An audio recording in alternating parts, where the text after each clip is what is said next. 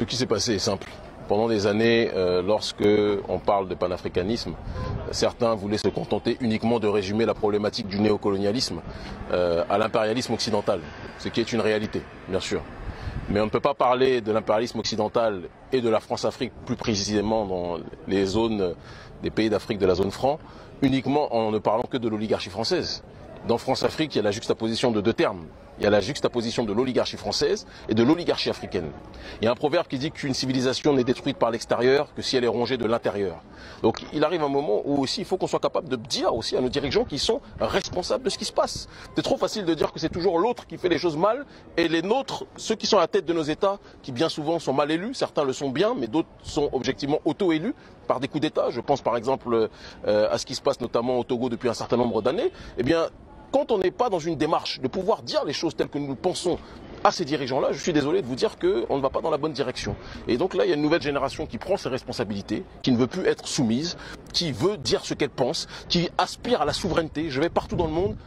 Personne ne comprend pourquoi l'Afrique de la zone franc est aussi colonisée, est aussi soumise aux intérêts étrangers. Et elle est aussi soumise aux intérêts étrangers parce qu'on n'a plus pour l'instant de dirigeants de la carrure des Sankara, de la carrure des Sylvanus Olympio, de la carrure des Sékou Touré, de tous ceux qui se sont battus pour notre dignité. Et aujourd'hui, ceux qui ont pris le relais de ces aînés-là, eh bien, ils sont dans la société civile parce qu'ils ont compris que le système politique dans le cadre de la France-Afrique aujourd'hui n'est pas un système politique qui permet aux véritables voix souveraines d'aspirer au pouvoir. Donc on s'exprime clairement et simplement dans le cadre démocratique qui est celui de la société civile. Oui, on a appris l'arrestation de Kémy Séba. Certains se disaient, bon, c'est fini. L'urgence panafricaniste va persister. Je pense qu'il y a une grosse erreur qui est faite par certains et qu'il va falloir corriger. Ce n'est pas le combat de Kémy Séba. C'est le combat d'une jeunesse africaine, d'accord. Il y a des gens qui sont bien plus, qui sont certes moins médiatisés que moi, mais qui sont bien plus déterminés même que je ne peux l'être. Et ce n'est pas parce qu'il m'arrive quelque chose que le combat va s'arrêter de un. Et je peux vous assurer aussi une deuxième chose, que ce n'est pas la prison qui va m'arrêter dans quoi que ce soit. Ça, il faut qu'on soit très clair sur ce terrain-là. La prison, j'y suis allé tellement que c'est devenu un hôtel pour moi.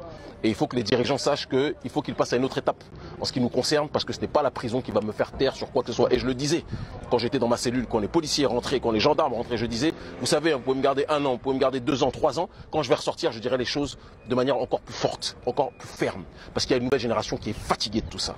Et je sais que ça a déchaîné, parce qu'il faut qu'on puisse le dire aussi en toute sincérité, toutes les cellules de communication de tous les présidents liés à la France-Afrique sont en train de se déchaîner aujourd'hui sur Internet parce qu'ils n'aiment pas qu'on touche à leur leader. Donc il y a les cellules du président Issoufou au Niger, il y a les cellules du président au Faso, il y a les cellules de Côte d'Ivoire, etc. qui eux sont des habitués.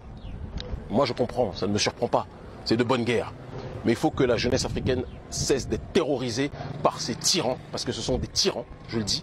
Et si on n'a pas peur de l'oligarchie française, ce n'est pas les oligarques africains qui vont nous faire peur. J'étais mis, et là il y a une juste répartition des choses, j'ai été mis 2 fois en prison en France pour mon combat politique, et j'ai été mis 2 fois en prison en Afrique pour ce combat politique. C'est bien la preuve que la France et l'Afrique savent se répartir les tâches en ce qui concerne la répression du courant souverainiste africain. Alors comment Kémy Séba est arrivé à gagner ce procès-là alors, tout dépend de quel côté du manche on se place. On a été condamné à 2 mois avec sursis, mais les juges nous ont mis du sursis parce qu'ils savent très bien que la contestation populaire au sein de la jeunesse d'Afrique francophone et des Caraïbes, parce qu'il ne faut jamais les oublier, elle est suffisamment importante pour que les gens fassent attention à leur attitude vis-à-vis de nous. Ils savent que ce qu'on dit est un sentiment justifié. Si je m'étais levé et que j'avais insulté gratuitement les dirigeants africains, tout le monde aurait compris que je suis incarcéré et que je ne sors pas. Mais tout le monde sait que je me suis adressé de manière ferme, de manière virulente au président africain, parce que c'est le cri de douleur d'une jeunesse qui en a marre d'être privée de son droit à l'autodétermination. Il y a des gens qui pensent que être président, être dirigeant dans nos pays, ça se transmet de manière héréditaire. Que être président ou dirigeant dans nos pays, par la loi de l'argent, vous pouvez accéder au pouvoir même si vous n'êtes pas compétent. Que être dirigeant dans nos pays, c'est dès lors que vous êtes soumis, que vous mettez à 4 pattes face à l'impérialisme français, eh bien vous avez le droit d'être dirigeant. Eh bien, il y a des personnes qui ne sont plus d'accord avec cette situation-là. Et je l'ai dit à la sortie du tribunal, après mes quelques jours de prison, j'ai dit que ça ne va pas arrêter nos propos, notre combat politique contre l'oligarchie africaine qui travaille en concubinage incestueux avec l'oligarchie française. Alors qu'est-ce qui était reproché concrètement à Kémy Séba? Non, ce qui est reproché, c'est que c'est le crime de lèse-majesté, comme on dit en littérature, qu'on ait osé critiquer des gens dont tout le monde est censé avoir peur. Mais nous, on n'a peur de personne. Moi, je suis désolé, je n'ai peur d'aucun président. Et la jeunesse africaine n'a plus peur de quelconque président que ce soit, à part certains qui sont encore fragilisés. Mais on va leur donner ce courage, parce que je dis que le pire ennemi de la jeunesse africaine et de notre peuple, Ce n'est pas les autres, c'est nous-mêmes. C'est la peur que nous avons en nous-mêmes. On nous a appris à dire si tu parles trop fort sur tel, sur la France, on va te tuer. Si tu parles trop fort sur l'oligarchie africaine, on va te tuer. Mais on est déjà en état de mort clinique. Notre continent nourrit l'humanité. Au Niger, il n'y a que Issoufou qui a l'électricité.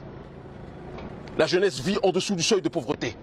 Au Bénin aussi ici, parce que les gens pensent que je ne dis pas non. Au Bénin aussi ici, notre population vit dans une extrême pauvreté. Il y a une oligarchie qui se gargarise et le reste souffre. Et partout, c'est la même chose. Parce qu'il ne faut pas croire que je m'attaque à un président ou à un... Non, je parle pour tout le monde. C'est une problématique globale. Et si les présidents africains étaient intelligents, ils sauraient que c'est pour eux que nous menons ce combat. Le combat de Kémy Séba, c'est toujours contre le franc CFA. Non, ça c'est vous qui avez dit ça. Okay. Moi, je n'ai jamais dit que notre combat était contre le franc CFA. Je vais être très clair. Ok, contre le néocolonialisme. Voilà, voilà. Maintenant, votre avis sur la monnaie éco Moi, j'ai dit, avant d'être incarcéré gratuitement, que la monnaie éco, c'était un changement cosmétique. C'est-à-dire que, bon, il faut qu'on reconnaisse quand même quelques petits micro-changements. Il n'y a plus de personnes qui ont le droit de veto et qui ont le droit de décision des représentants de la Banque de France, qui ont le droit de décision à l'intérieur de nos banques centrales. Mais quand on sait que les dirigeants de nos banques centrales travaillent déjà pour la France, j'ai envie de vous dire que c'est blanc, bonnet, bonnet, blanc. Premier point. Deuxième point, on nous dit que il va y avoir un certain nombre de changements structurels qui permettront qu'aujourd'hui, le franc CFA soit un petit peu plus éloigné, soi-disant, de la présence française. Mais moi, je remarque juste une chose, c'est toujours arrimé à l'euro, c'est toujours lié au trésor français. Alors, on va changer le nom, et on enlève les représentants de la Banque de France qui ont le droit de veto à l'intérieur, et on vous dit que c'est bon. La jeunesse africaine voulait un taux de change flexible. On nous a imposé un taux de parité fixe à l'euro.